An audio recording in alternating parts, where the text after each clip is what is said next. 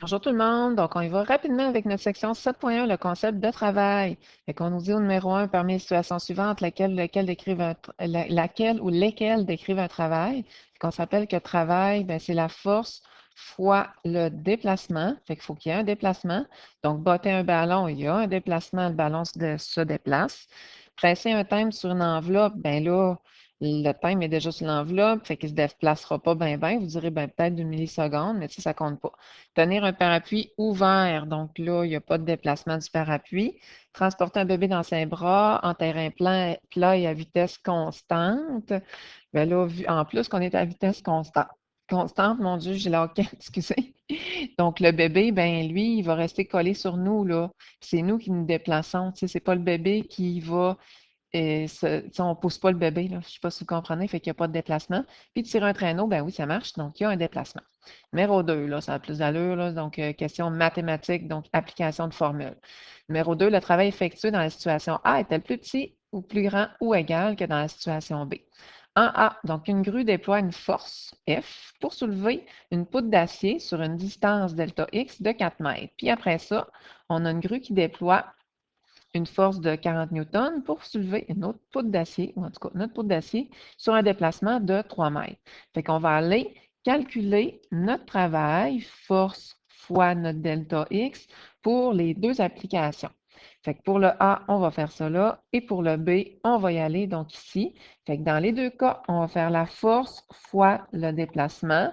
Même chose ici, force fois notre déplacement. Et on voit que dans les deux cas, ça va nous donner 120 joules, donc c'est clair que le travail est égal dans les deux cas. Numéro 3, William décide de refaire le toit de sa maison. Il a calculé qu'il avait besoin de 63 paquets de bardeaux qui ont une masse chacune de 19. Fait que 19 fois 23 paquets, ben, j'imagine que ma masse totale là, va être de 1197 kg.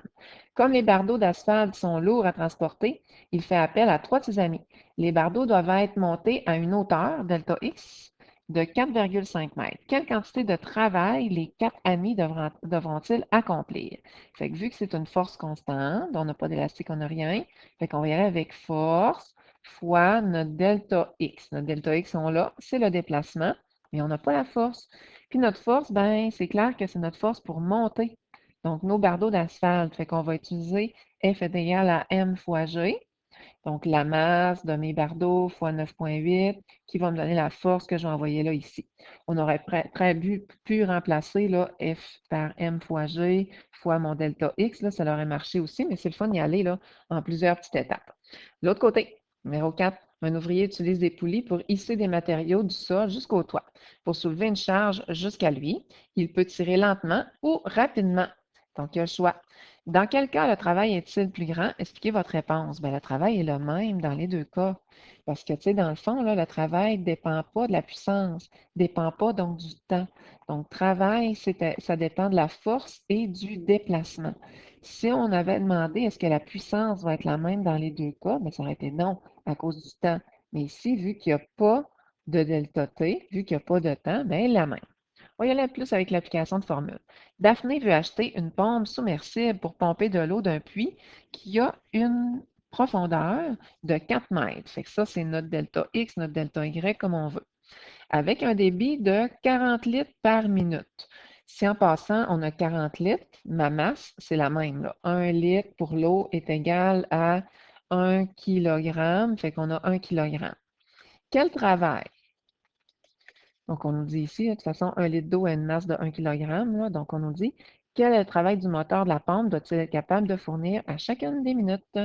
Donc, de toute façon, c'est pour une minute, là. Fait qu'on était correct. Ouf, une chance. Fait que le travail, ici, force fois le déplacement. Le déplacement, on le sait que c'est 4 mètres ici. Sauf que nous, ben, la force pour élever notre charge, on va aller la calculer à F est égal à M fois G. Pourquoi qu'on ne prend pas F est égal à MA? Parce que on n'a pas une vitesse initiale, une vitesse finale. Fait que dans ce temps-là, quand on soulève un objet, super facile, F est égal à M fois G. C'est notre force ici. On aurait même pu remplacer là, W est égal à M fois G fois notre déplacement. Dans le fond, c'est ça qu'on est en train de faire. Ça leur arrive là, à la même réponse. Numéro 6, une ambulancière pousse horizontalement un blessé sur une civière sur une distance delta X de 3 mètres en lui donnant une accélération de 0,6 mètres par seconde au carré. La masse du blessé et de la civière qu'elle a poussée est de 81 kg. On veut savoir quel est le travail effectué par l'ambulancière. Fait que nous, c'est un travail constant, une force constante. On va aller calculer ça.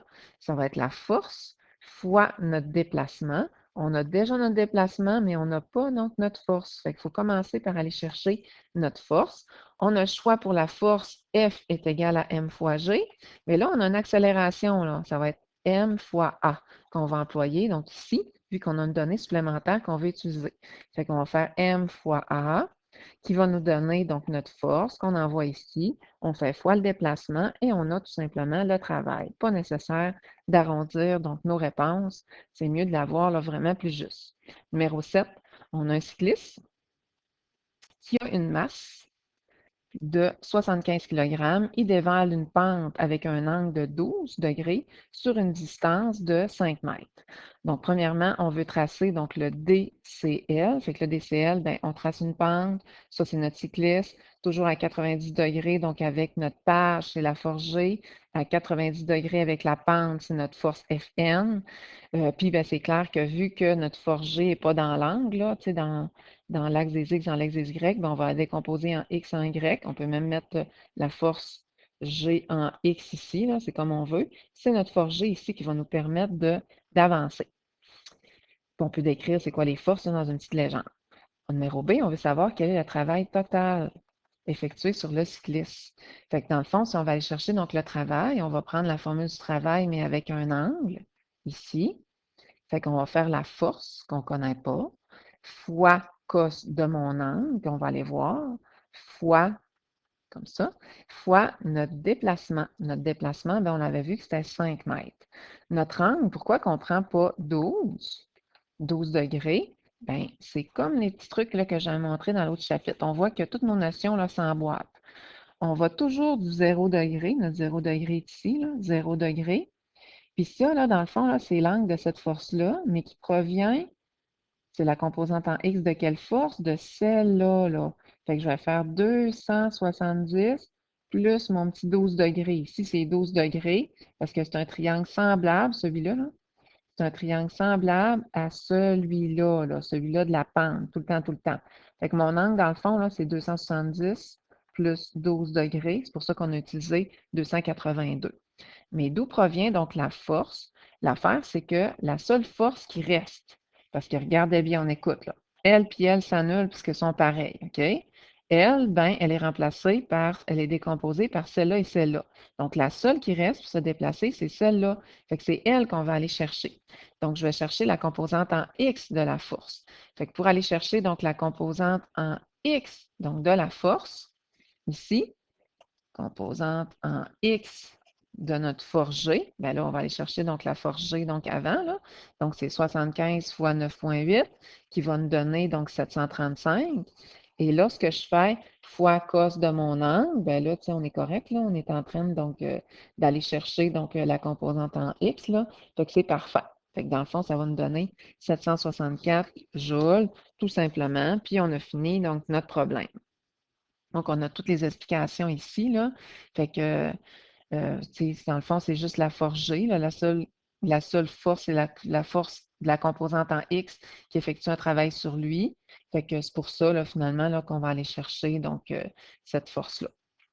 L'autre côté, on y va avec ça. Donc, on a une voiture dont la masse, on va aller se recadrer un petit peu, dont la masse M est de 1600 kg, descend une pente dont l'angle est de 6 degrés sur une longueur, sur une distance de 22 mètres. La force due à la résistance de l'air, on a une force de frottement, est de 18 newtons. Fait que ça veut dire qu'ici, là, on aurait donc 18 newtons dans le sens contraire du mouvement. On va aller tracer le diagramme de corps libre, le DCL, fait que c'est ça qu'on a fait. On a laissé une pente de 6 degrés. On a la force normale qui est perpendiculaire, c'est clair, avec la pente. La force G qui est perpendiculaire avec la feuille. Vu que la force G n'est pas dans l'axe du plan cartésien, on va être décomposé en Y et en X. Ça, c'est notre force G en X, puis on a la force de résistance de l'air là, qui contre le mouvement. Quel est le travail total? Même problème que tantôt, effectué sur la voiture. Fait que nous, on va aller chercher notre travail. Donc ici, la formule du travail avec notre angle. On a déjà là, tout ce qu'on a besoin. Comme ça, donc ici. Là, je pense qu'on va décomposer avant là, notre affaire, là, fois delta X. Ici, on a fait comme travail est égal à la force fois delta X, mais on est comme allé décomposer ici, là, ça, là, on est allé comme le calculer à part, là. Fait qu'on va faire la force, donc qui est la force gravitationnelle, fois cos de notre angle. Notre angle, on va aller le chercher tout de suite, là. Donc, c'est toujours la même chose. On part du 0 degré. On va y aller avec une couleur différente. On s'en va jusqu'ici. Ça veut dire que jusque-là, là, c'est 270. On additionne un angle de 6. Fait que 270 plus 6 degrés qui donne 276. Donc, c'est pour ça qu'on arrive à 276. Ce calcul-là, là, on aurait pu l'intégrer donc à ça, là, puis faire fois delta X comme on a fait tantôt, là. Pour aller chercher la force là, ben c'est clair qu'il nous manque la force G, hein, ça c'est bien sûr. Donc, on va faire la masse fois notre G qui va donner notre force G qu'on envoie là. Nous autres, tantôt, on l'avait fait toute d'une traite, là. Tu sais, on avait comme fait tu sais, la force fois cos, donc de 276, on avait pitonné tout d'un bout, là. Mais tu sais, nous, tu sais, c'est clair qu'on peut y aller là, tranquillement, pas vite, là, ça c'est sûr. Puis là, en passant, pourquoi qu'on n'a pas mis directement donc cette force-là, ben, la réponse, là, dans le fond, de cette force-là, donc ici, c'est qu'on a tout simplement soustrait avant de l'envoyer dedans, là, notre force de frottement qui s'oppose donc au mouvement. Fait qu'on enlève la force de frottement à ça, qu'on a fait donc ici, puis ça va nous donner donc notre force résultante. Avec notre force résultante, ben là, on peut aller calculer le travail. C'est pour ça qu'on l'a comme pas fait tout d'un bout comme tantôt, puisqu'on avait à enlever donc la force de frottement, tout simplement. Et voilà. Fait que ça fait pas mal le tour. Donc, je viens de recevoir un petit message, là, je l'ai regardé. On se revoit pour la section 7.2.